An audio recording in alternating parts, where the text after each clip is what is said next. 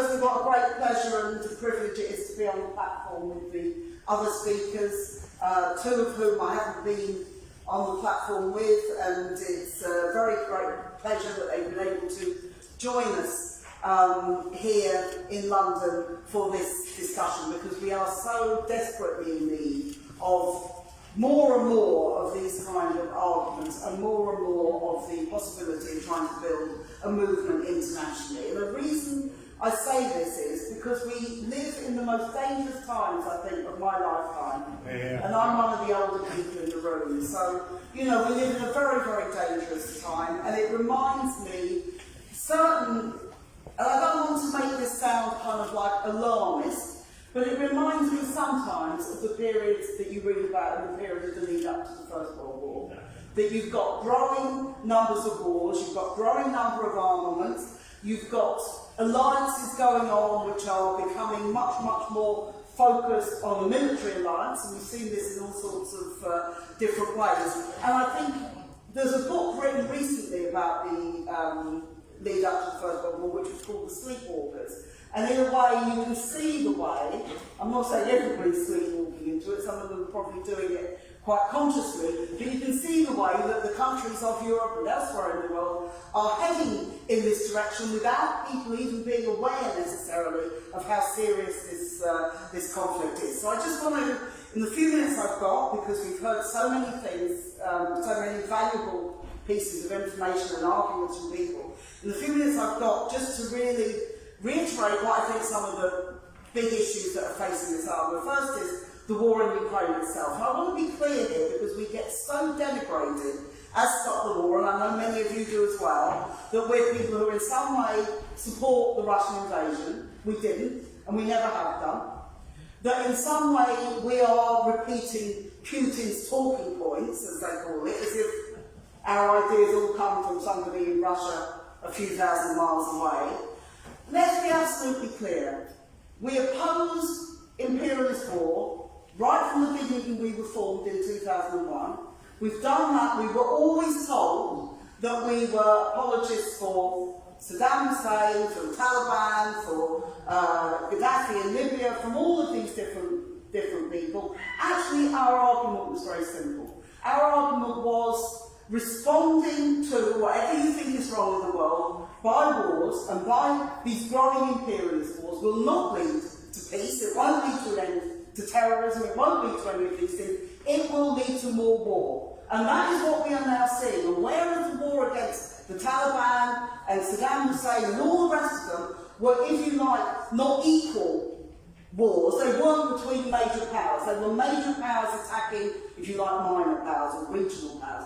We now have war between different powers, all of whom are nuclear armed, because as has been repeatedly said, we are not talking about a war simply between Ukraine and Russia here. We're talking about a proxy war between Russia and NATO, and that is what the arms being sent to Ukraine are about. That is what the economic intervention is all about, and that is why they're trying to make the people of Europe pay and suffer in order to extend these wars. So I think that first question is very, very important. We're against the war in Ukraine in itself, and people are suffering in Ukraine, and the Russians are suffering as well. The number of casualties in this war is absolutely astonishing. But it's also because we know this is going to lead to worse wars and to bigger wars. And that means we're looking at growing armament across Europe and across the world. Several referred to the fact that Germany is going to become the biggest arms spender in Europe. Britain already holds that dubious honour at the moment, but Germany is going to effectively double its arms spending. That will mean a big increase in its arms spending. It was basically blackmailed to send Leopard tanks to Ukraine. Actually, they were told everybody else would be sending them. Suddenly fine. The Abrams tanks aren't going, none of these other tanks are going. They were blackmailed into doing that. And the same is happening, not just in Europe, but in the Pacific as well, because Japan is also doubling its arms spending over the next couple of years. Now, you don't have to be a genius to work out that NATO and the US powers and the UK behind them are looking towards a major war, not just in Ukraine, but on two fronts, in the Asia-Pacific as well. And that is the situation we're facing. And that's where we're seeing the alliances. What is the AUKUS Pact? The AUKUS Pact is about drawing Australia, already an ally of the West, into much closer alignment with the United States. It's about, if you look at, they are blocking, there are places and all sorts of alliances all around China designed to do what?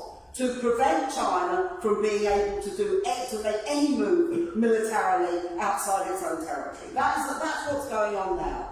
And therefore you're talking about these alliances, the big increase in NATO, the big expansion that's been going on for the last 30 years, but also this past year Sweden and Finland as well. And Claire didn't refer to it, but even in Ireland, where there's a long and a very proud tradition of neutrality, there's a lot of pressure in terms of people abandoning neutrality there. That is what we're seeing in all these places. And we are also seeing a level of witch hunting and McCarthyism against people who stand up to these arguments, which is greater than anything I think we've seen.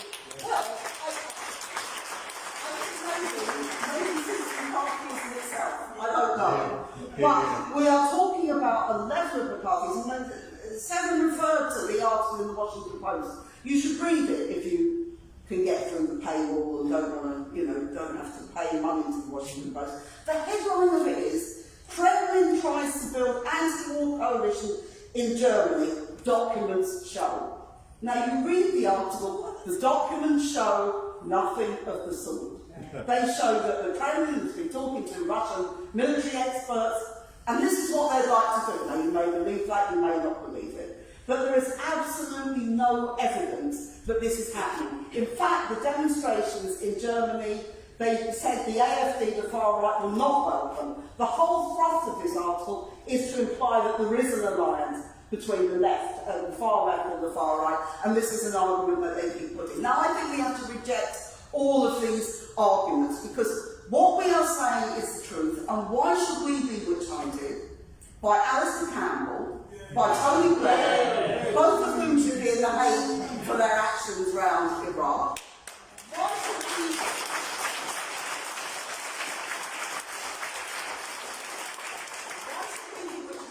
Boris Johnson and Liz Truss, two utterly failed Tory Prime Ministers, both of whom have spoken in Parliament in the last 2 months urging that fighter planes should be sent to Ukraine. These are now, we don't believe, or I hope nobody in this room believes anything that Boris Johnson or Liz Truss say, or indeed Rishi Sunak says.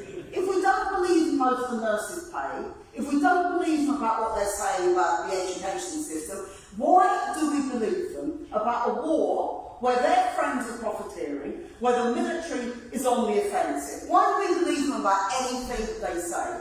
If we reject the domestic policies, we should reject the foreign policies.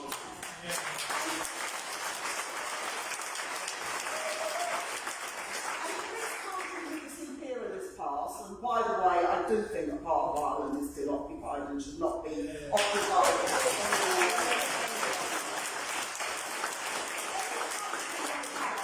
This imperialist past, domestic politics are foreign politics, and you can't separate the two things out. We have to bring them together. It is an absolute shame, in my opinion, that Labour has taken such a disgraceful pro-war.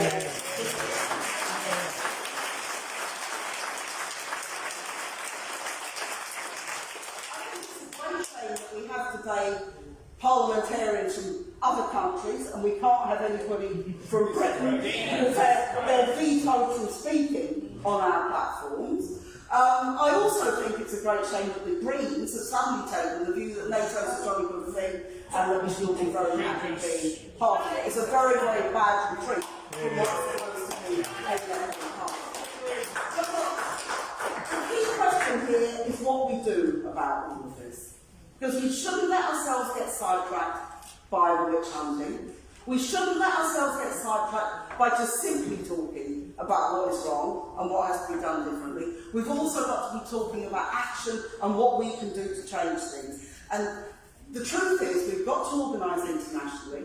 And to me, this isn't just about the war. It is about the war, it is about Palestine, it's about all the different issues that we talk about. But it's also the people of Europe and around the world are suffering at the moment.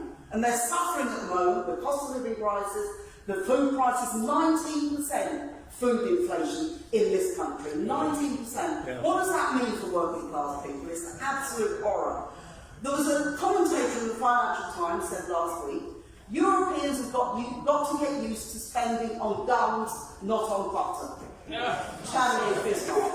Now, what they're saying is more money for these wars, more money for the imperialist project which is going on around the world, more money for the imperialist conflicts which are definitely coming, and we say we're not going to pay. We're not going to pay for their wars, and we're not going to pay for their crises. And therefore, we have to argue for peace now, and there's no other alternative. I noticed the conflict in Sudan. What did the British government say straight away when the fighting broke out last week? Negotiations, troop back to barracks, and let's have a ceasefire. That was what they said. Now, whether you think that's right or wrong, it's a different topic. The truth of the matter is, if you can call for peace in Sudan, why can't you call for peace in Ukraine?